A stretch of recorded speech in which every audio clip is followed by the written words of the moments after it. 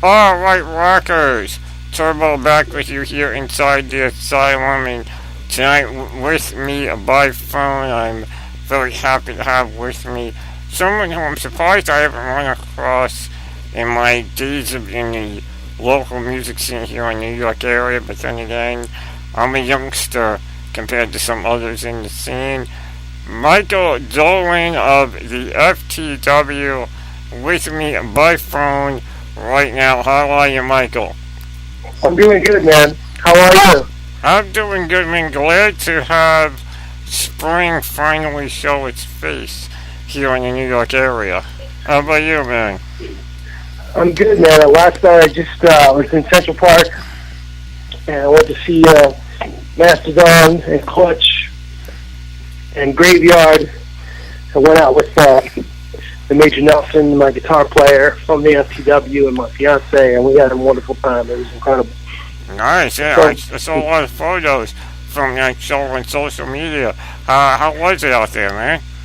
Oh, it was great. There's people, it was a great crowd. Saw a lot of familiar faces, and the band just did an incredible show. I mean, it was just everybody was just with great performances.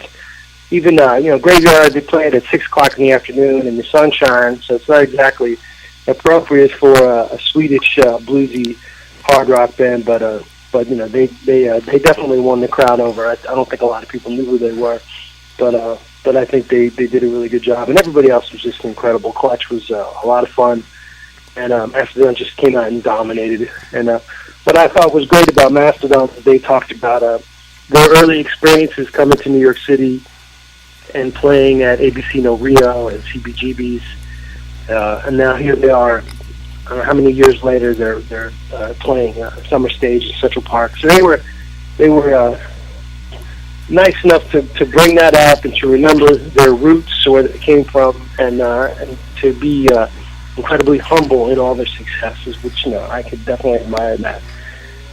Absolutely. I mean, there are so many bands out there that have made it. They've broken through that glass ceiling and made it to the big stages, and they never really take time to do that. And it's nice to hear Mastodon was able to do that. I heard a bunch of that too over social media late last night, and it's always great to hear when those bands take time to recognize. And now you actually have a lot in common with them because you've been around the New York scene.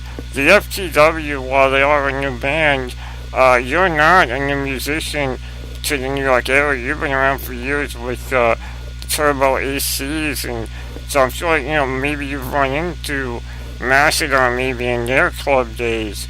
Maybe you guys crossed paths. Yeah, I started with the Turbo ACs sometime in the early '90s, and we were doing all the New York City clubs at the time when there was a lot of good places to play. We were playing the Continental, playing Brownies, we were playing CBGBs, we were doing some of the shows at Coney Island High, and then eventually, once we got our first record came out, we started going over to Europe and playing Europe at least once or twice a year, every year, and then we started touring America. So a normal year or 2 years in the Turbo ACs would be to release an album and to just hit the road and stay out on the road as much as possible. We kind of we started in New York City, but we didn't really want to use that as our we didn't want to lean on being a New York band, so we wanted to just take it global, and for a while that was kind of what we were doing, and I remember being at CBGB's backstage to see this band called Zeke, and the guys from Zeke came up to me and they said, "Well, what are you doing here? What?" And I said, "What do you mean? What am I doing here?" And they said, "Oh, well, we thought you lived in Scandinavia." Because every time we would go over to Europe, we would see Turbo AC's posters, and they had no idea that we were from New York because we just traveled so much towards the end of our career. So here was a band that knew you guys, and there you were playing The legendary CBGB's here in New York City area, and how I miss that place. Even though Yeah. I never had the opportunity to go there, I heard so many stories, and I've known so many people that played there that I feel like I've been there. And here you are on your home turf, playing to your hometown crowd, and here's a band that sits, looks at you and goes, "What the hell are you doing?" I mean, that had to be somewhat of a mind blowing experience for you to be like, okay, wait, what are you doing playing here? And for your answer to be, hey man, we live here. Yeah. So after a while, New York became a place where we would just come back to, because a lot of people at the time, I felt like a lot of musicians were just really trying to be famous here and trying to make a success for themselves here. And they got caught up on the rock and roll publishing of New York City and the velvet ropes and VIP rooms and after parties and page six, and then they kind of just forgot that the world is a big place and there's more places to play than just New York City. You can be very successful here in this town and play in front of a lot of people, but then you got to take that out on the road and you got to play Pittsburgh, you got to play St. Louis, you got to play Minnesota, you got to get up and play Chicago and do all the rest of these places on the strength of your own, merits as opposed to, this kind of a gossipy thing that was kind of happening in New York in the late 90s. I think everybody started getting record deals, and it was just people kind of lost focus of the rest of the world. So we kind of realized down the line that we needed to take it out and just disregard our hometown because we were doing incredible work over in Dolan and Scandinavia and in different countries and in different parts of America. We have an incredible fan base in the Midwest and in St. Louis, and we really doing really good in Los Angeles, and then New York was just another town, another notch on the belt, so to speak.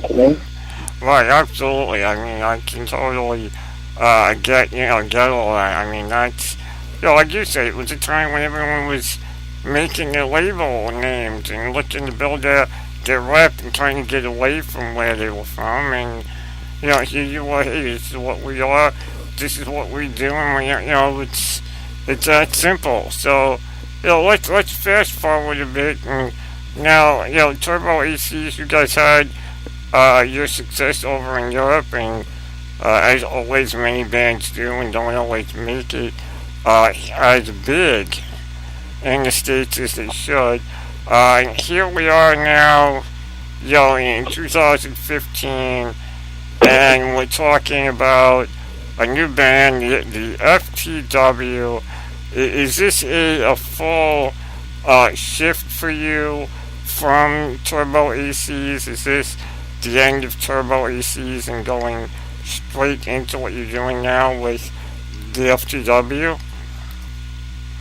This is a whole different ballgame. I mean, for me, when I was on Turbo ACs, I was just playing bass, doing background vocals, but I always wanted to, I started singing one song on each record. I had a song that the last Turbo ACs album I was on was called ASYLUM. I did a song on the one before that called Denied or something like that. So then once I found myself having downtime, I started getting involved with fun projects with some guys here in New York. We started doing Motorhead covers, and we started doing Thin Lizzy covers, and we were doing full Thin Lizzy sets and full Motorhead sets. And then it was just something for me where I thought I really wanted to do my own, the kind of music that I really like. I mean, because the Turbo ACs was much more of a punk, surf thing, but I'm much more of a fan of hard rock, heavy metal, Monster Magnet, Motorhead, absolutely, Black Sabbath. I mean, these are the records that I grew up with before I got into hardcore and punk rock. I had my older brother's albums, and it was all Sabbath, released AC/DC. So I decided after 10 or 12 years of going for my season, and that I really wanted to just step out of that. I felt like I plateaued in that band. I felt like we weren't getting as more successful as we were. And so when I got together with the Major Nelson, who's the guitar player in the FTW, and he's also playing with me in these other phone projects. And when I started the FTW, it was just more of an idea. I left the Turbo season and I announced that I had a new band before I even wrote a song or anything, because I just knew that I wanted to do something heavier. I was listening to Cactus and Grand Funk and just all this kind of bludgeoning rock and roll, and then I knew that eventually this is the kind of direction that the FTW was going to take. You know? And it took a while for us to get everything off the ground. We had we changed drummers. We started in 2009 playing shows, but this is definitely more of a hard rock, heavy metal project or sound than anything that I previously done before. So when you sat down and start writing this, because you wanted to go in that direction and do more of a hard rock, sound as opposed to punk, was it different for you when it came down to sitting down to write this, to bang this out?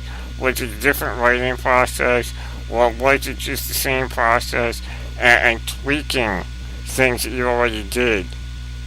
Well, but this band, the difference is this time, all the lyrics on Vendetta Kind of Mood I wrote all the lyrics. I wrote all the lyrics myself for the album.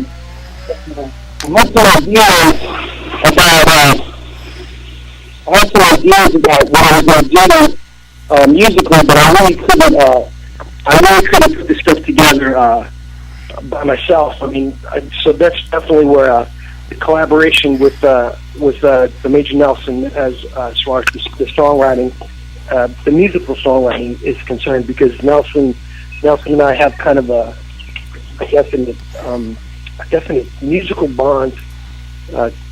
The way that we communicate with each other. I think we have all the same records in our collections. We come from the same kind of background of listening to, of coming up with hardcore, coming up with punk rock, coming up with heavy metal, and then it just kind of it reflects in the music that we make, because you can hear a lot of different influences in the sound of the songs.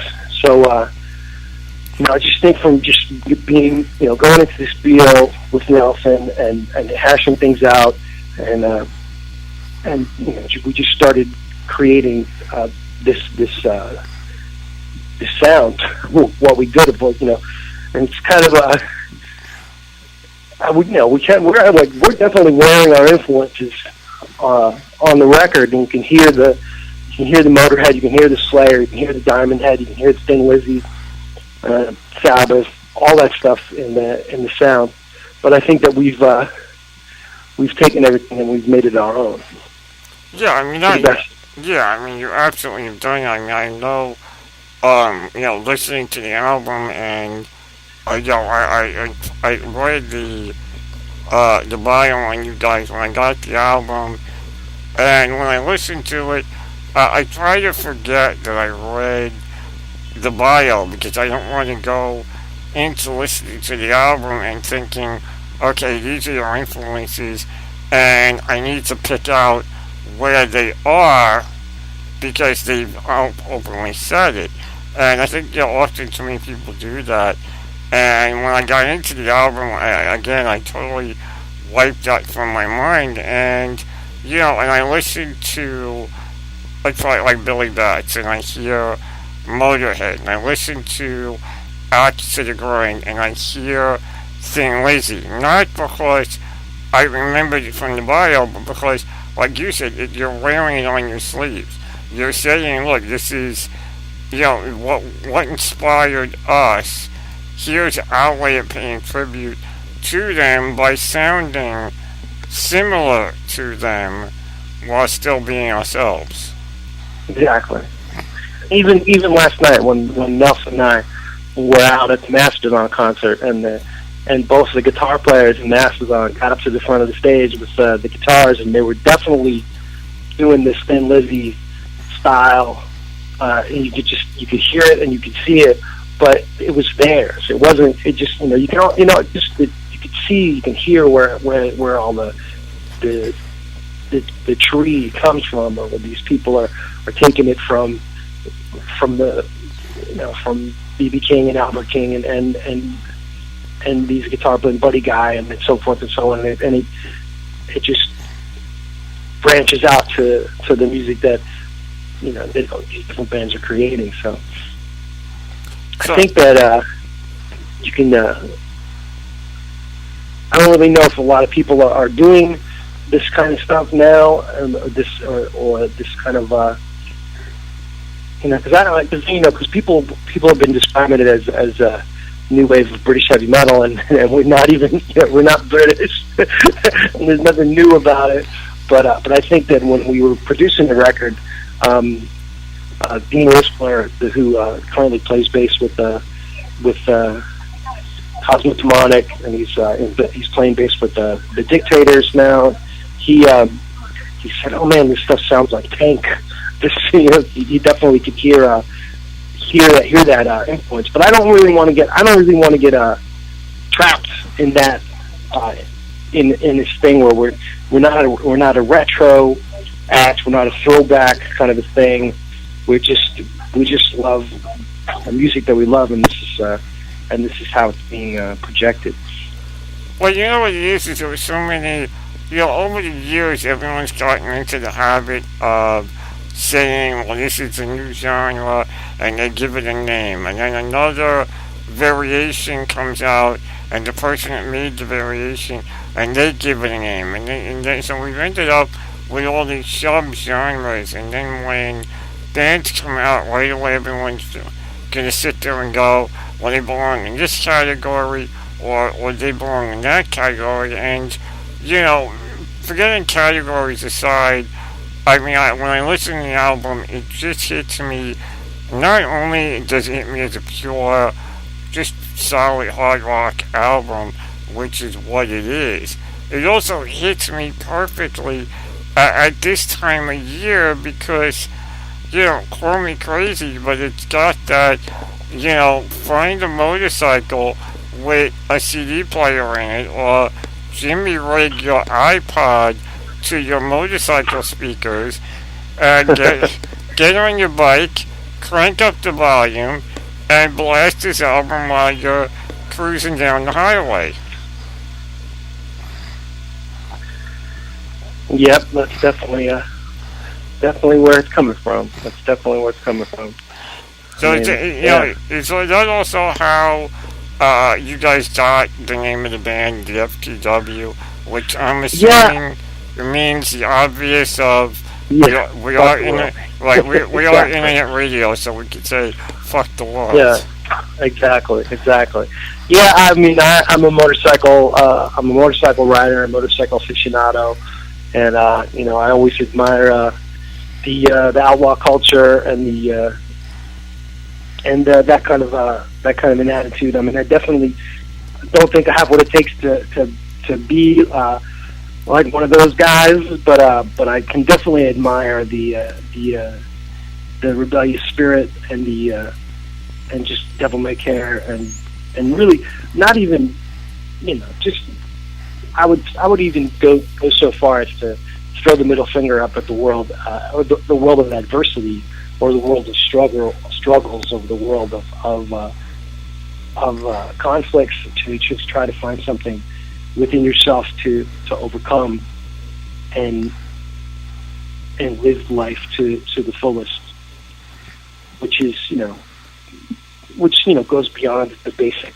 When you see FTW tattooed on somebody, or on a patch, or it gives you that snarling attitude. But I like to take it a lot further because we've been as the FTW band ourselves personally. Each guy in the band has been through a lot of different hardships and struggles and difficulty.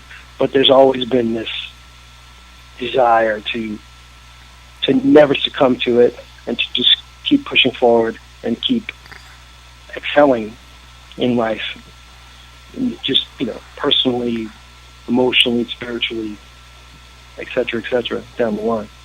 Well, yeah, I'm a big believer in that too. I mean, I was brought up that way. A lot of my listeners know, and you and I have never met physically in person, but I'm disabled, and I was brought up with the mentality of just because you're disabled doesn't mean you can't do something. So, the fuck the world mentality has, kind of been part of my life. So when I see a band coming out with that name, and I see people with that mentality, it's like, well, that's just it. That's kind of what life is about. Life is always going to throw a curveball at you one way or another, whether it's, from birth, in my case, being a disability, or things along the way in life. Something's going to get thrown in your way that you just got to go, you know what, fuck the world, I'm fighting through this. And despite what the world is going to say, I'm going to be better for it. Yeah, that's exactly where we're coming from with this. Exactly. You said it. You hit it right on the head, man. Cool, man. So, I know right now the album Vendetta Kind of Mood is available right now via your guys' website, which everyone can find at the FTW.NYC. Right now it's available via a, get ready for this folks, vinyl. I mean, I love that one. With a digital download. What are the plans going forward with the album? Is there plans to go full on digital? Is there plans to do a CD? Even, as you can hear, even my dog Theo wants to know what the plans are for you guys with the album. Are you guys going full on new wave, or are you guys going to stay back with just the vinyl? Well, we did put it on vinyl with the download card. We also have it available on Bandcamp. You could download it on Bandcamp. On the 19th, Tuesday, it came out on iTunes and on Amazon as well. So it's available on a variety of different formats. Initially, we pressed it on limited edition orange vinyl with the download card. There's only a limited number of those available, and when those are gone, they're gone.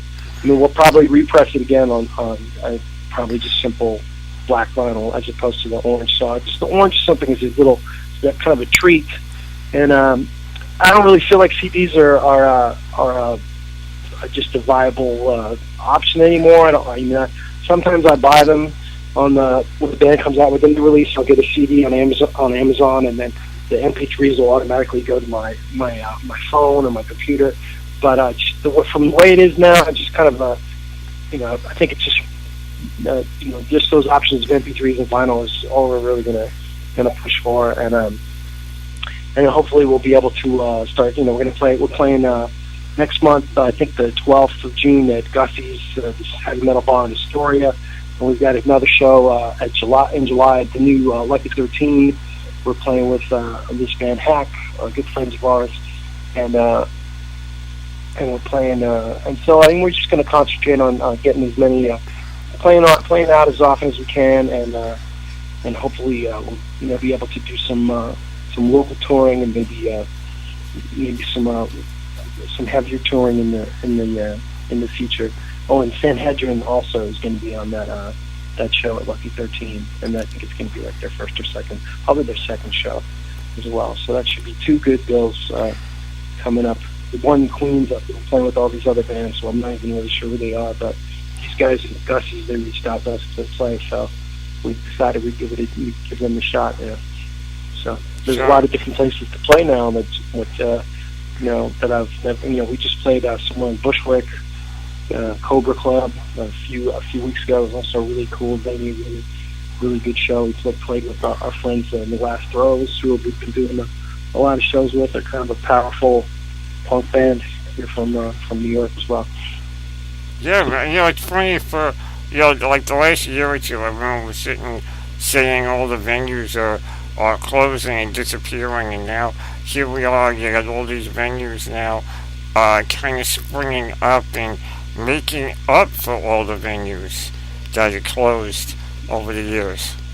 Yeah, I agree. I went to, a few nights ago, I went to see this band, Bang, who were put out one of their first record in the early 70s on Capitol Records, and they've had a resurgence in their popularity now that they're much, 44 years later. I just saw them opening for Pentagram, and they played at this place, I think it was called The Shop, somewhere in Bushwick. It's just, a big place with all these motorcycles, and they had a really great stage set up, and there's all these other good bands played, Mirror Queen, Ruby the Hatchet, Blackout, a lot of other local New York bands. So, yeah, I'm surprised that we're going to have to start making treks out to the outer boroughs, because Manhattan is just for millionaires these days, and it seems like all the good places that we used to play back in the Terrible AC's days are no longer. So we've had to be stretched out to the outer boroughs, but I don't mind.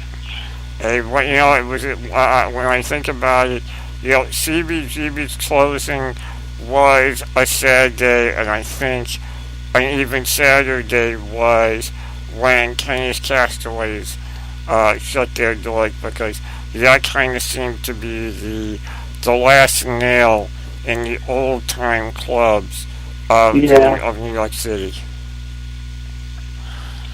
Definitely. I mean, when I walk around the old neighborhoods, I used to live in the East Village when I was a young man. So sometimes I walk around the old neighborhoods and I just kind of play, this used to be this used to be this. But as long as these other places are cropping up in the outer boroughs, we're just going to have to make the best of it and move forward. Very cool, man. Look, I know you got a lot going on, man. I want to thank you for joining me tonight here inside the Asylum. And, hey, man, all the best with the FTWs. Hopefully I get to catch one of the shows you guys got coming up. Definitely, man. Awesome. Maybe I'll even... I gotta check when you guys are playing Lucky 13. I might make it out to that one. I've been promising Melody when it comes to the new bar, and I just haven't been able to do it. And you guys might just be my excuse to do so. But make sure everyone gets on over to the FTW.NYC. Check them out. Get the album on vinyl. Orange vinyl while you can. And Michael, before I let you go, as always, I like to have my guests pick out something from their latest album, in your case, Vendetta Kind of Mood, for my listeners to hear. What song would you suggest? I think we should try a little Bleed Out. Bleed Out. Anything behind that one that maybe you want to share with everyone before I finish? This is the last song that we wrote together before we recorded the record. It was the last song we were working on between the Major Nelson and don't forget the powerhouse drummer there, JJ Mraz. So this is the last song we were working on, and it's more about it's just about corrupt individual, sociopathic people that we have to deal with in our lives. So. That's something we've all had to deal with, and I think at times we've had to deal with more than one at a time. Alright, that's a good one, man. Alright, let me get that on there. Right now, check this out right now. This is Bleed Out, brand new music from the FTW, from their album Vendetta Kind of Mood. Check it out.